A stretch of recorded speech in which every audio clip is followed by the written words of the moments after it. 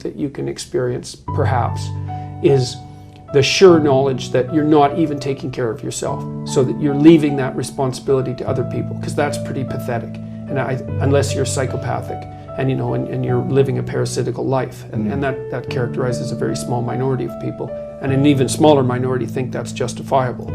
But most of the time you're in guilt and shame because not only are you not taking care of yourself, let's say, so someone else has to, but you're not living up to your full potential. And so there's an existential weight that goes along with that. And so life is actually difficult, independent of psychological foolishness, let's say. Your perceptions are very tightly linked to your actions, because of course when you're acting, you're aiming at something.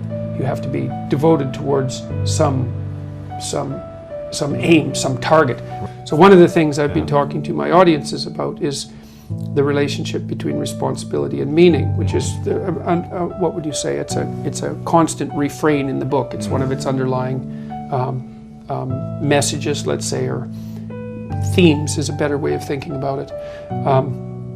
If you start with the presumption that there's a baseline of suffering in life, and that can be exaggerated as a consequence of human failing, as a consequence of malevolence and betrayal and self-betrayal and deceit and all those things that we do to each other and ourselves that we know that aren't good, that amplifies the suffering. That's sort of the baseline against which you have to work.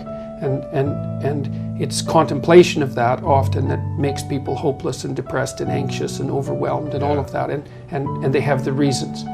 But you need something to put up against that. And what you put up against that is meaning. Meaning is actually the instinct that helps you guide yourself through that catastrophe. And most of that meaning is to be found in the adoption of responsibility.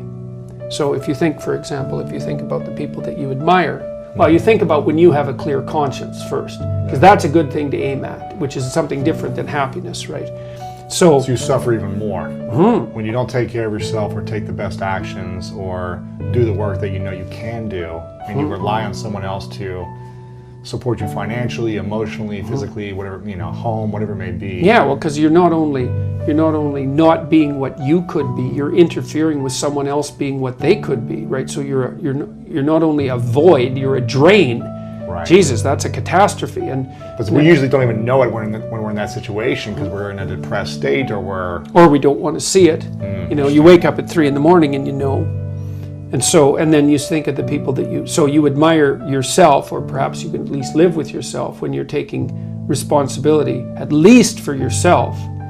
And so that settles your conscience. But then if you look at the people that you spontaneously admire, and so the act of spontaneously admiring someone is the manifestation of the instinct for meaning, right? And this is partly why people are so enamored of sports figures, because the sports figures are playing out the drama of attaining the goal, of attaining a certain kind of, let's say, psychological and physical perfection in pursuit of the goal.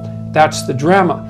And to spontaneously admire that is to have that instinct for meaning latch onto something that can be used as a model, and then that model should be transcribed into something that's applicable in life. And you really like to see, in an athletic performance, you really like to see someone who's extremely disciplined and in shape do something physically remarkable, and to stretch themselves even beyond their previous exploits, because you really like to see a brilliant move in an athletic match.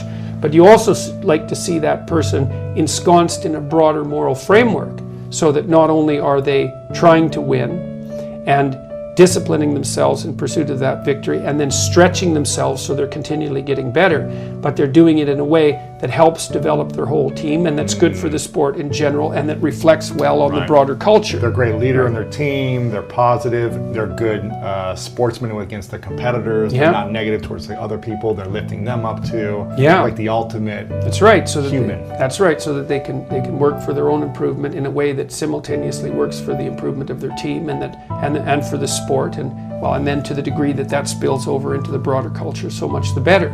So that's all being dramatized in an athletic event, and it's not philosophical, it's concrete, right? It's dramatized in the world, and that's what the games represent. And so, and it's partly because, in some sense, life is a game. It is. It is, in that you're always, the analogy is that in life, like in sports, you're setting forth an aim, and then arranging your perceptions and your actions in pursuit of that aim. And that you also generally do it while cooperating and competing with other people. Right. So that's also the game-like element as well. All of that's dramatized in athletics. Yeah. That's like philosophy for people who aren't philosophical. And I'm not being smart about that. Yeah. You know? It's like it really is philosophy for people who aren't being philosophical, because it's played out, you know. And you can see it too. You can see the spontaneous appreciation for the human spirit manifest itself when you see people rise to their feet spontaneously in a sports arena when they see someone do something particularly remarkable. See an athlete who's extremely trained stretch themselves beyond what you'd think is a normative human limit, and everyone celebrates that, like, spontaneously. So it's quite something to behold.